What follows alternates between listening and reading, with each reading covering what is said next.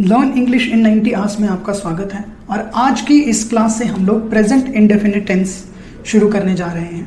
ठीक है, तो आज का हमारा एजेंडा क्या रहेगा?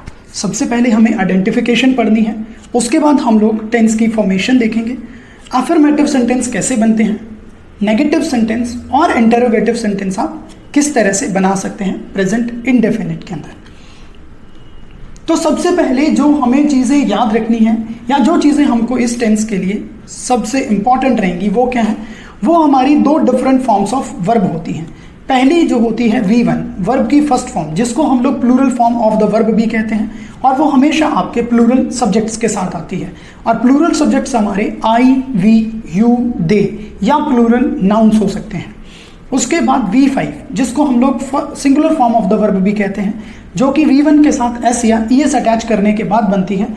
ठीक है, और वो हमेशा ही हमारी सिंगुलर सब्जेक्ट्स के साथ यूज होती है। सिंगुलर सब्जेक्ट्स हमारे ही, शी, इट और नाउन होते हैं। अब हमने देखा कि हमारे पास S या ES दो चीजें हैं, तो हमें S कहाँ लगाना है वर्ब के साथ, ES कहाँ लगाना है? तो सबसे पहली बात मैं ये बता दूं कि S या ES दोनों ही आपके सिंगुलर सब्जेक्ट्स के लिए लगेंगे। मतलब जब आपका सब्जेक्ट सिंगुलर होगा और वर्ब आपकी सिंगुलर आनी है, वहीं पे आप मतलब सिंगुलर बनाने के लिए वर्ब को आप S या ES का यूज करते हैं।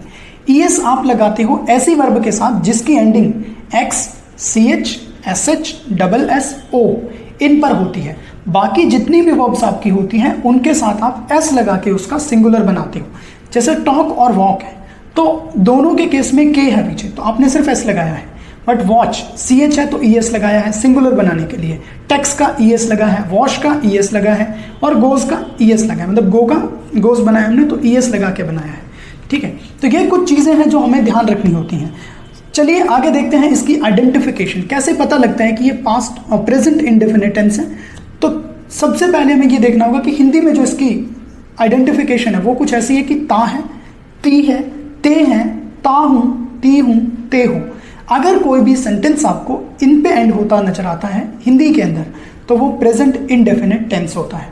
ठीक, अब अफर्मेटिव सेंटेंस जो कि पॉजिटिव वाले पार्ट क्वेश्चंस होते हैं या पॉजिटिव वाली जो सेंटेंस होते हैं आपके, वो कैसे बनते हैं इससे? ठीक है, तो वो आपके हमेशा ही सब्जेक्ट प्लस V1 या V5 आपकी प्लस ऑब्जेक्ट। अब V1 आएगी या V5 आएगी, तो V1 जब आपका सब्जेक्ट प्लूरल है, V5 जब आपका सब्जेक्ट सिंगुलर है, उसके अकॉर्डिंग हम लोग देखेंगे। तो जैसे हमने यहाँ कुछ एग्जाम्पल्स ले रखे हैं, तो राम सेब खाता है। यहाँ पे राम क्योंकि सिंगुलर था तो मैंने सिंगुलर वर्ब बनाई है। और सिंगुलर को मतलब वर्ब सिंगुलर बनती कैसे है? जब आप S या ES अटैच करते हो। बट अगर जब मैंने देखा कि जो ईट है उसके पीछे तो T है, तो ये ना तो X है, ना SH है, ना SS है, ना O है, तो मैंने सिर्फ S अटैच करके उसको सिंगुलर बनाया। तो ये बना राम ईट्स एप्पल। मैं स्कूल जाता हूँ, तो क्योंकि मैं जो है उसको मैं प्लूरल काउंट करता हूँ, तो इसमें मुझे S या ES लगाने की नीड है ही नहीं। ठीक है, तो इसमें मुझे कोई S या ES की नीड नहीं थी, तो मैंने एज इट इज उसको यूज कर लिया।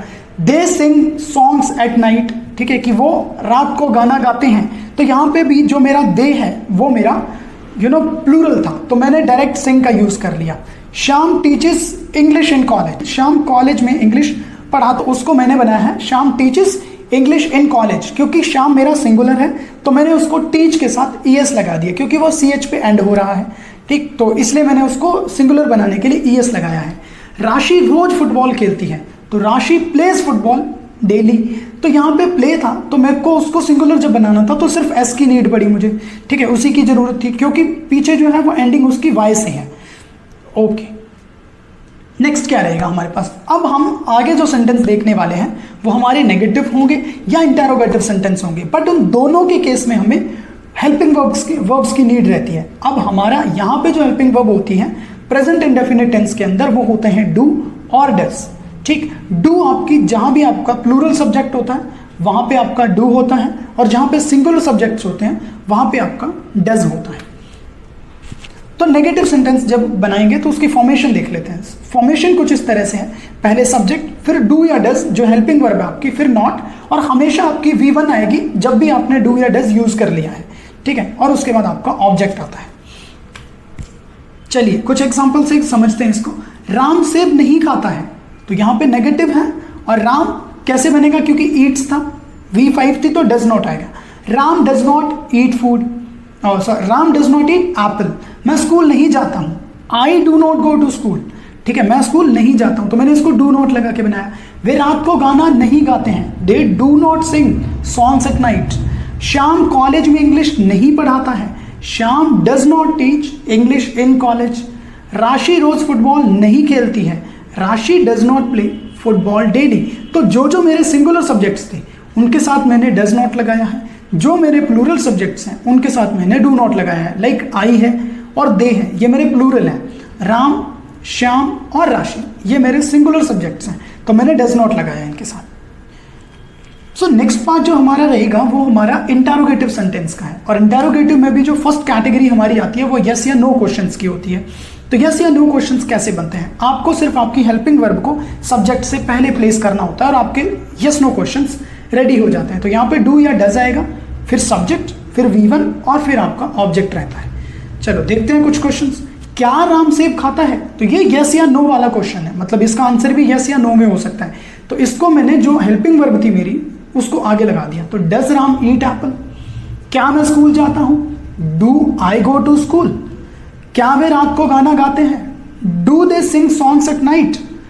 क्या श्याम कॉलेज में इंग्लिश पढ़ाता है, does Shyam teach English in college. क्या राशि रोज फुटबॉल खेलती है, डज राशि प्ले फुटबॉल डेली। तो इस तरह से मैंने सिर्फ डू या डज को आगे प्लेस कर दिया, तो मेरे question marks yes no questions ready हो गए। ठीक है, उसके बाद जो नेक्स्ट पार्ट आता है हमारा इंटरोगेटिव सेंटेंस के अंदर, उसको हम लोग WH क्वेश्चंस कहते हैं। और WH क्वेश्चंस कुछ कुछ कीवर्ड्स हैं, जैसे like what, where, why, when, how. तो ये जो सेंटेंस है इनको बनाने के लिए हमें WH जो क्वेश्चंस ऐसे हैं जिनमें इलाबोरेशन चाहिए, जिनमें एक्सप्लेनेशन चाहिए हमें, तो वहां पे हमने WH कीवर्ड्स का यूज करना होता है। तो इनकी सेंटेंस फॉर्मेशन कुछ इस तरह की होती है कि सबसे पहले WH, उसके बाद आपका डू या डज, उसके बाद subject plus V1 plus object आता है। जैसे राम क्या खाता है, व्हाट डज राम ईट। मैं कहां जाता हूं, वेयर डू आई गो। वे गाना कब गाते हैं, when do they sing songs. Shyam college में क्या पढ़ाता है, what does Shyam teach in college. राशि रोज क्या खेलती है, व्हाट डज राशि प्ले डेली। ठीक है, तो इस तरह से मैंने WH का यूज करते हुए अपने WH क्वेश्चंस भी बना दिए हैं। सो आज की क्लास के लिए इतना ही था गाइस, ठीक है। और ओके, थैंक यू गाइस।